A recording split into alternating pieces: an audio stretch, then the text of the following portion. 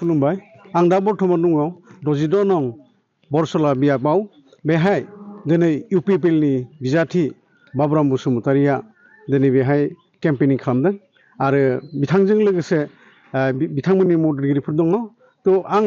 बिथांनाव मिथिना लानि जे बिथाङा दिनै बे बरसलायाव बोरैहाय गोदोसोनानै थादों बिथोर गामिफोराव बेफोरनि सोमोन्दै आं मिथिना लानि नोंथाङा मा बुंनो सानो गिबि गिबियावनो नोंथांमोनखौ साबायखर होदों आंनिसिम खस्थ' खालामनानै फैनायनि थाखाय आङो गिबियावनो जोंनि इउपिपिएल दोलोनि आफादगिरि मानाव गेदेर प्रमद बर' बिथांखौ साबायखर बावग्रोदों आरो आंनो गिलिर मोनसे बिबान होदों बिथाङा जाहाथे फैगौ 9 अक्ट' 2022 बेवहाय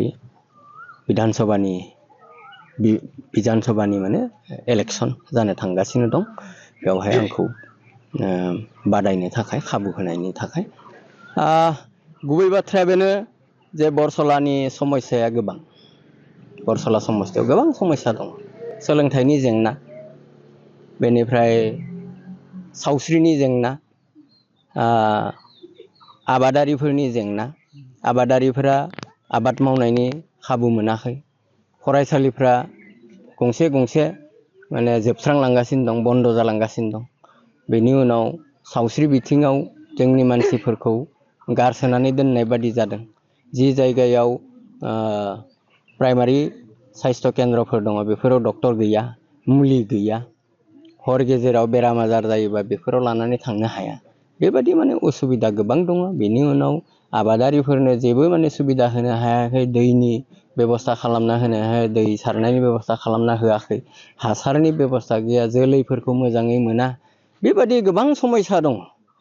आरो बेयाव लामा सामा गोबां जायगायाव जाजोबाखै बे लामा सामाफोरनि थाखायबो जोंहा हान्था मेलाया गोबां जेंना जेंगोनाजों जों रायजो राजाफ्रा भुगिनो गोनां जादों गतिके बेफोर जेंनाफोरखौ लानानैनो आङो सिन्था खालामगासिनो दं आरो गोदोनिफ्रायनो आं बे ओनसोलफ्राव बे बरसलानि ओनसोलफ्राव गासैथिंबो बायदिसिना आफादारि मिथिं दावथिंफ्राव साइकेलजों बेरायनानै आं नुनो मोननाय हाब्रु दैब्रु साइकेल सालायनानै आं थाबायथिंनो मोननाय गतिके बेनि समस्याखौ आं मोजाङै मिथिगौ गतिके बेखौ आङो बे समस्याफोरखौ लानानैनो आं देरहालाङोब्ला रायजो राजानि अननायाव रायजो राजाफ्रा आंखौ जुदि ट्रेक्टरनि सावगारियाव मोजाङै गोसो होनानै जुदि भट होनानै देरहाहैयोब्ला आङो बे बाथ्राफोरखौनो बिधान सभायाव दैखांगोन बे बाथ्राफोरनि बे समस्याफोरनि सायाव आं दाबि खालामगोन आरो बेफोरखौ मावफुंनो थाखाय आं जेब्लाबो रायजो राजाफोरजों लोगोआव थानानै खामानि मावगोन नोंथाङा सोरजों बादायनाय जागोन बादायनाया 3 खनायारि जागोन एबार कंग्रेस बिजेपि आरो इउपिपिएल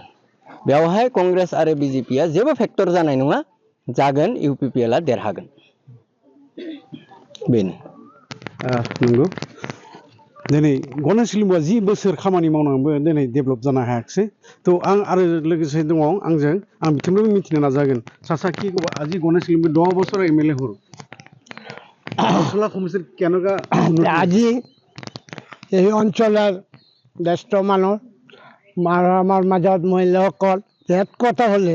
আমার 2টা সমষ্টি ঢেকিয়াতলী বরসালা এতিয়া সমষ্টিটো বহুত কিনো বৃদ্ধি হলে তো ইহঁতৰ নাম হলে বিজেপি সরকার ডবল ইঞ্জিন সরকার আর ইহঁতৰ নেম আমার যিমান কিনো বিদায় সিঙ্গেলাল আর যে বর্ষা সমষ্টি গণেশ লিম্বু স্যার মই এটাই কথা কই ইহঁতৰ ডবল ইঞ্জিন সরকার হলে কি হব একো কাম করা না প্লিজ খালি অৰুণোদয় আঁচনি ওই মিয়া ওই খাদ্য এইবিলাক লৈ রাজ্যসভাত ব্যস্ত আমি এটা কথা আজি আপনার নিউজ লাইভের জড়িত মই এটা খুব ভাল পাইছোঁ আর এই জায়গার অঞ্চলের মাজত কংগ্রেস দলে পার্টি আনিছে বেলেগ পৰা হায়াৰৰ বিজেপি ইমান শক্তিমান কেন্ডিডেট এই বৰসলা সমষ্টি এটা মানুহ নাই এতিয়া বেলেগৰ পৰা হায়াৰ আনিছে আমাৰ যে আগত বিদেশী চেম আছিল প্রমোদ বড়ো তারপর আমার ব্যক্তিভাবের পরা তাকে একটা বিরাট আমি ধন্যবাদ দিই নিজের জাতির লেগিয়া নিজের দেশের লেগিয়া হি একটা খুব বড় কাম করেছে আজি আমার একটা লোকাল ভাল একটা ক্যান্ডিডেট এই জায়গার কারণে আমি কি রাজ্যর সেবা করিবার কারণে এজন আমার ক্যান্ডিডেট আমার মাজত ওলাই আসে একদম লোকাল আমিও ভাবিছো এই অঞ্চলের সকলো জাতি ধর্ম সকলে বর্মন করি সি নিব তাৰ লগতে আমি এক লগত যুঁজ কৰি আমি বিবল বোৰে প্ৰমোদ বড়োৰ আর আমার বিদায়কিনী বিবল বোর্ডের তেজকেরে চিহ্ন জয়যুক্ত করে দুঃখে রেজের কাম দিলাই আশা গিলাই অন্তরের দি মনের ভাব গিলাই পূরণ করিব পারি এনি কই কি আমার বক্তব্য থামুনি মারিস नंगौ बिथांमोना थांनाय बोसोराव जिथुनिखि गणेश लिम्बुनि खामानि मावनायखौ बिथांमोना गोजोननाय मोनाखैमोन जे आंजों लोगोसे दङ जोंहा आइजो मर्चानिफ्राय मिथिना जागोन दिनै नोंथांमोना बेयाव सासे इउपिपिएलनि केन्डिडेट मोनदों नोंथांमोननि साननाया माबायदि खुलुमबाय जोंनि साननाया बेनोदि बे बरसला समस्तियाव बे बापुराम बसुमतारी बिथाङा गोदान केन्डिडेट महरै लादों जोंनि बे मोजाङैनो बाथ्रा जों गावनि हारिनिनो सासे मानसि मोनदों आरो जोंनि बेयाव गोबां खामानि दङ जों दा बेयाव स्कुल बर' मिडियामा जोबस्रांलांदों स्कुलनि फारसे आरो गामि नखराव गोबां किसुमाननि नखराव माने दाबो माखासे खामानिफोरा जायाखै आरो बेखौ जाहाथे बिथाङा उनाव देरहायोब्ला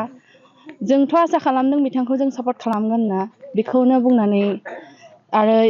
स्कुल थाबाबो मा जानो स्टुडेन्ट माने क्लासा मोनबा थायो आरो टिचार सानैल' थायो माने गोबां क्लासानो मिस्टेक जालाङो बेनिखायनो बर' मिडियाम स्कुलखौबो बेयाव गैलानो आरो राव हारिमुवाबो गोमालांदों दा जोङो दा गावनो बयबो गोग्गो महरै जोंनि ड्रेसखौ जोङो लाखिदों बाथौ धोरोमनिफ्रायबो जोङो माखासे गुन खालामनो हादों बेनिखायनो बेखौनो आसा खालामो दि बिथाङा जुदि उनाव देरहायोबा जोंखौ एसे नायहरबानो जाबाय आरो जों सापर्ट खालामदों मोजां मोनदों नंगौ बिथांमोना दिनै आइजो मर्चानिफ्राय सापर्ट खालामदों आरो बिथांखौ देरहाहोनायनि उनाव बिथांनिफ्राय माखासे समाजनि खामानि आरो गामि जौगानायनि खामानिखौ मावगोन होननानै बिथांमोना आसा फारिदों